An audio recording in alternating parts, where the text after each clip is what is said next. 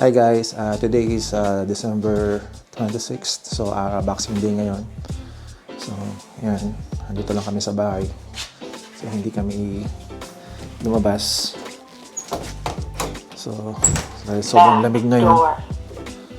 Yan, kung titignan nyo guys,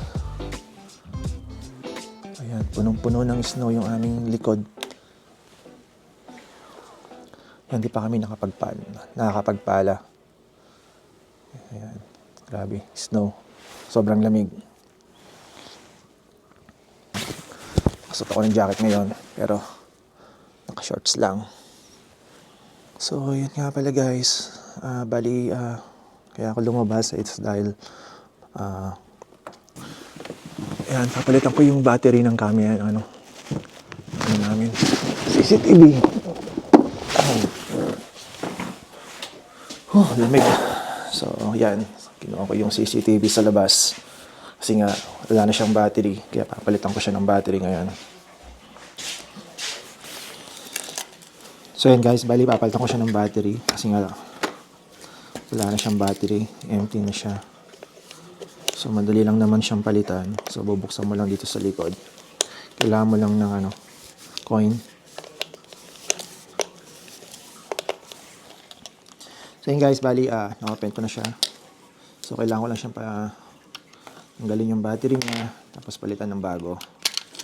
Hindi kasi maganda yung battery na inilagay ko before. So ito lang siya, yung PC lang siya. Bili lang namin sa PC. So ngayon papalitan ko siya ng Energizer para mas matagal yung niya. Mas matagal yung buhay niya. So, yan. Then, yan. Tatakpan mo lang ulit siya.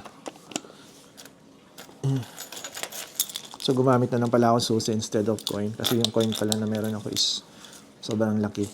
Hindi ko siya ma-open. Kaya, itong susi na lang gagamitin ko. Para close ko siya. So, yan guys. Okay na change ko na yung battery niya. So, ito na siya. Yung back door. Kasi kanina yan, parang blank lang siya kasi nga wala siyang battery. So ngayon okay na siya. So may naka-install pala na 7 na CCTVs dito sa bahay namin. Kasama yung loob at saka yung labas. So yan guys, nai-ano ko na siya, mount ka na siya. So kailangan ko na lang siyang i-double check kung okay ba yung pagkakalagay niya. So ayun, okay naman siya yan. So tama naman yung ayos ng CCTV. So yun, dapat malapit sa pinto. So guys, ayun nga, tapos na rin ng Christmas. So ngayon ang gagawin namin is mag-unbox kami ng gift. Akala mo madami, no? Ayan, unbox ko lang yung na-receive ko na gift. Though alam ko naman na kung ano yun.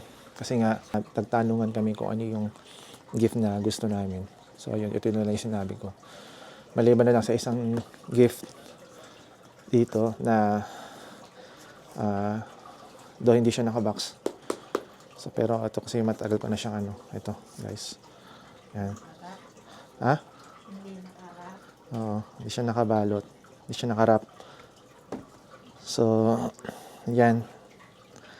Ito yung mga gadget ng mga titos. Yan. May mga masakit sa kaso-kasuan. Yan. So ito binili ni Mama G sa akin. So may ni-request din pala ako sa kanya na pinabili rin ako sa kanya before Christmas. Ito yung dash camera. So in-order namin ito sa Amazon. So actually kamukha lang siya doon sa may dashcam na nakakabit doon sa isang sasakyan namin. So yun, paki-open nga ma.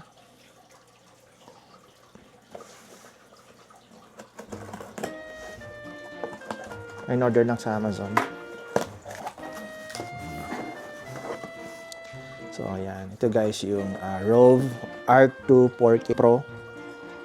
Ayan. Sabi ko Pro. Letter F. Rove. Parang ROB. Itong Rove R2 4K Pro. Kamukha lang siya actually nung sa 4Runner. Kaya lang ito kasi, ang tawag nito, parang mas maganda ata to.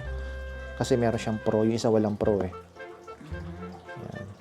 Pero pareho lang din siyang 4K. 220 pa lang kanyang original price. Kaya lang naka-sale siya. So, nabili lang namin siya ng $119. So, ayan. So, bali, subok na kasi namin to, guys. Maganda kasi siya. Yung sa amin, yung ginagamit namin ngayon sa Forerunner. So, malinaw. Tsaka yung pagka yung ano siya, yung ang tawag nito, meron siyang ano eh. May tawag doon eh, na kapag halimbawa oo, nalalak yung video. So yun guys, ina-unbox na namin siya ngayon. Buksan mo nga. Wow! Parang parang sound effect. So yan, meron siyang mga manual. Ito yung manual niya. Yan. Tapos ito sticker. So actually pwede siyang pwede siyang anong tawag nito? Yung 24 hours mo siyang nakakabit dun sa na parang siya gumagana ganun. Kaya lang meron ka lang i-install dun sa may parang niya sa may bandang battery ganun. Kaya lang separate 'yun na bibilin mo. Halimbawa nabangga siya. Pag kahit na naka-park siya, may parking sensor ba tawag doon sa ganun? Magre-record siya. Automatic mag-on siya tapos magre-record. So ito yung yung dashcam niya, yung camera. Meron siyang cleaning wipes. Meron siyang pang-mount. Ano yan? Parang pang-mount din. Yan, pang-mount yung yan. Yung dinidikit siguro sa wires niya. Kasi si Mama G na lang magkakabit bukas. Mas magaling kasi siya. Actually, siya yung nagkabit doon sa may Forerunner ng... Ikaw nagkabit, ako lang nagtago ng wire. Hindi ko kasi alam kung paano ko itatago yung wires, yung wire niya sa sa sulok-sulok. So, bali siya ang siya ang nagtago-tago nun. May pang naman. So, bali ito yung gagawin. Ilan mo lang gamitin to. Itong tool na to. Yan, para maipit mo dun sa mga sulok-sulok niya. Pangit kasi pagka yung nakalabas, yung wire. So, kailangan mo siyang itago. So, yan. Siya nang bahala rito bukas. Nakakabit sa windshield. So, ito pwede rin to, pero steady na siya. Permanent na siya. Yan. 2.4. Okay. 2.4 bali yung kanyang display niya. So, yan. Actually, bago ko siya bilhin, nag-check muna ako sa YouTube kung ano yung mga sa mga pinakamagandang dashcam, yung mga reviews niya. So, isa to sa actually ito pa nga yung number 1 na na base dun sa magandang review niya, yung ito, number 1 siya. Tapos yun. Tsaka hindi siya ganun kamahal. So, affordable siya. Lalo't nataon pa na na sale, kaya jackpot. So, yun na guys. So, itatry namin. In-open namin siya.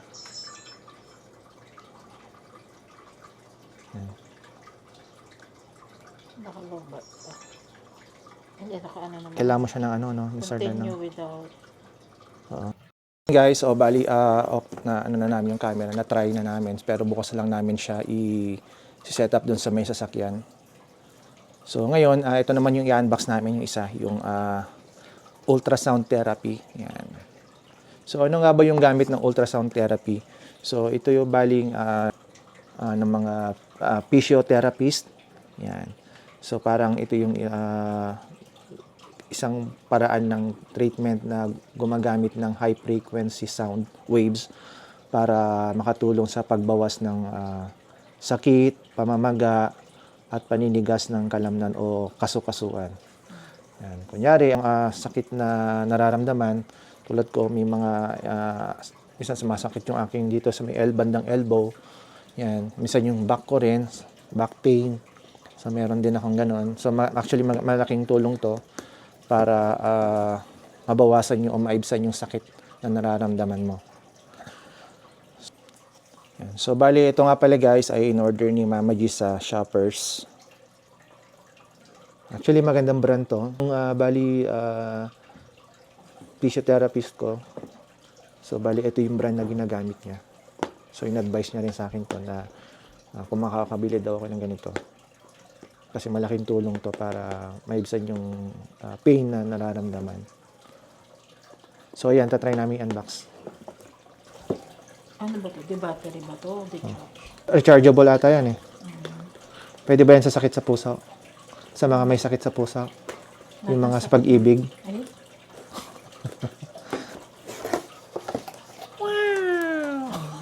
Sound effect, ano? So, yan guys, meron siyang kasamang gel. ito, charger. Yan. So, may gel siyang kasama. Ayun, may rechargeable siya, bali. Mamaya, tatry namin. May charge na kaya yan? Open na siya. Tapos ko ita-timer mo siguro. Oo. Usually parang mga 10 minutes, 15 minutes. Ganyan lang yan, hindi mo siya mararamdaman. Pero umaano na yan, oo. Saan tinututok to? I-ano mo siya, lagyan mo siya ng gel. Yan, on siya. On. Pipili ka ng Frequency niya. frequency niya. Tapos yung time. Iyan mo muna sa 5 minutes. Tapos, yung pinakamalakas. Video ko muna. Ah? Testing lang naman. Sige. Okay. Hanggang mo ka. Ay, meron siya. Meron? Oo. Ano lang. Ay, ganun ka. So, 5 minutes. Circular daw. Oo, yan yung ginagawa niya lang. Ay, kukurente ka na. Kuryente. Oo. Baka tutulak siya pag ano. Ay, wala na yung sakit. Oo, eh. Ha? So, ganito lang siya. Ano nararamdaman? In-circulan mo. Wala kang nararamdaman. Eh, ba't kanina parang kumikilot-kubot siya? Ayun, parang sound wave. So, kailangan mo siyang i-apply into circular motion. Bagalan mo ng konti. Yan yung ginagawa niya rin eh. Sabi, slow, circular motion. Ayan, slow. Okay, be slow. So, ayan guys, katatapos ko lang itry yung sound wave therapy machine na niregalo sa akin. So, yan, for 5 minutes lang. Kasi nga, hindi ko pa masyado napag-aralan. So, pag-aaralan ko muna siya. So, tapos, yung baling frequency na ginamit ko is yung medium lang muna sa ngayon. So, ayan, tapos na yung sa akin. So, i-unbox naman natin yung kay Mama G. So, bali yung sa kanya pala, siya rin yung bumili nun, siya rin namili nun. Pero, binigyan ko na lang siya ng pambili. Binigyan ko na lang siya ng pambili. Kasi nga, di ko naman kasi alam kung ano yung gusto niya. Baka mamaya pag nagregalo ko, hindi niya magustuhan. So, sabi ko sa kanya, binigyan ko na lang siya ng 5,000. Sabi ko, bahala ka nang bumili. Ikaw na lang, 5,000 na. $5,000, siyempre. Ayan. Sabi ko sa kanya, siya na lang bahalang mamili kung anong gusto niya. Kung gusto niya mag-shopping, gusto niya mag-online shopping, nasa kanya yun. Parang binulsa ko pa yun. So, ayun. So, ayan yung bali guys. Yung binili niya, bumili siya ng, ayun kung ano to, sa Sephora. Tsaka, yun, merong Lululemon na box. So, check natin guys kung ano yung laman. So, yun guys, bali makiki-unbox tayo. Ano kaya yan? Sigurado makeup. Kundi makeup, pabango. Kasi di ba, nung nakaraan kasi, parang nauso yung maliliit na pabango. Pag nagta-travel ka, no? Kasi yung mga pabango natin, malalaki. May nagsasabi doon. Ano yan? Mura lang naman to. Halo-halo siyang maliliit na perfumes. Anong mga brand yan? Versace. Ay, may galti sa akin, di ba? Versace din yata to. Ay, basahin na lang natin. Sige. Ayan pala. Ariana Grande, may Gucci, Jimmy Choo, dalawang Anyway, Versace. ano lang. So, bali, ito yung laman niya, guys. So, bali, tag-ilang ml sila? Merong, eto to. Yung iba, 5, 4, meron 7.5. Hindi siya pare-pareho, no? Medyo Malone 9. Parang mahal ata itong Jo Malone, pag bibili ka ng ganyan to, no? So, ilang siya? 2, 4, 6, 7 perfumes? 8 yata? Ay, ano tong isa? Ay, Ariana Grande. Ano ba yun? Kala ko hindi pa ba? Ay, akala ko hindi pa ba yun yung Ariana Grande. So, yan. Ito yung Jo Malone. Yan. Ay, may Gucci siya. Replica.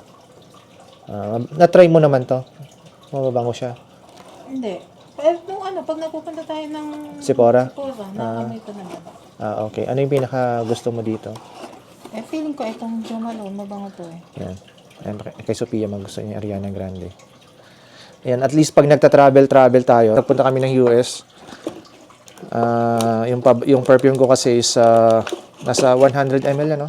O 200 ml yung Versace na yun, yung 200 ml siya malaki. So, buti na lang meron akong yung maliit na 5 ml. Yung anong brand yun? Versace din natin. Valentino. Valentino. May Valentino ko doon na dalawang 5 ml. So, yun yung ginamit ko doon sa nagpunta kami ng US. Bali, magkano pala ang price nito bago natin open yung isang box? Ano lang siya, 58. 58? Not bad na. Pero pag sa retail, yung kabuuan niya, 117. Siguro kung isa-isa mo siya bibilin. Oo. Pero dahil set siya, $58. $58. Not bad. Okay na. May Gucci pa. Pero hindi na yata siya available. Parang may gusto ko dating bilhin na ganito, Oo, yung pinakita ko sa'yo dati. Kaso hindi siya available. Hindi siya available sa online. Tapos nung nagpunta naman tayo sa store, wala na. So ito, try naman natin i-unbox tong isang regalo niya. Ito namang binibili ko. Mga pwede rin magamit ng anak mo. Backpack. Ito ba may tagisan na silang backpack? Hindi, ito pang libot. Yung sa pang school yun.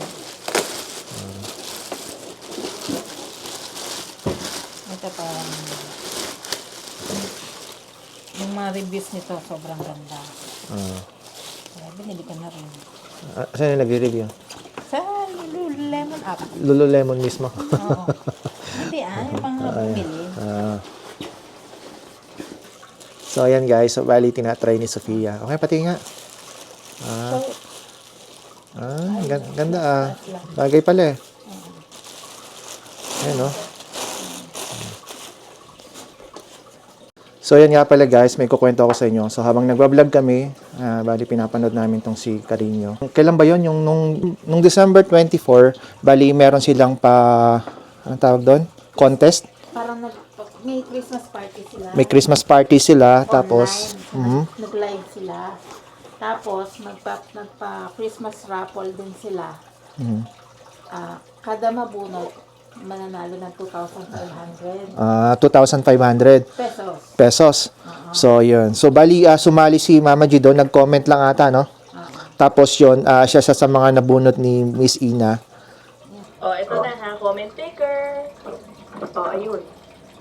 G. Balmores. G. Balmores. Okay? Pangilan ba yan? Yun, nanalo siya ng 2,500. Yehey! So, magkano sa Canadian yun? Parang na $60? $60. Okay. So, ayun. So, nanalo siya ng $60 o 2,500. Manood ka lang. Yun. So, yun lang guys. So, bali, tapos na naman yung isang araw namin. Nakapag-unbox na kami. Kasi nga, actually, hindi namin siya na-unbox nung Christmas kahapon. Ayan, kasi nga, busy kami. Tulog kami maghapon kasi puyat. Tapos dumating pa yung friend ko pala kagabi. Yan. Mga around 7 o'clock, tapos 12 o'clock, 1 o'clock na ata kami natapos na umuwi siya, ganun. So yun, nagkwentuhan lang kami. Tapos, saktong lang, nag-uminom lang kami ng beer, ganun. So, ayun, late na rin siya umuwi. Siguro 1 o'clock na ata siyang nakauwi. Tagal din kasi namin hindi nagkita. So, yun lang guys. So, thank you. Bye.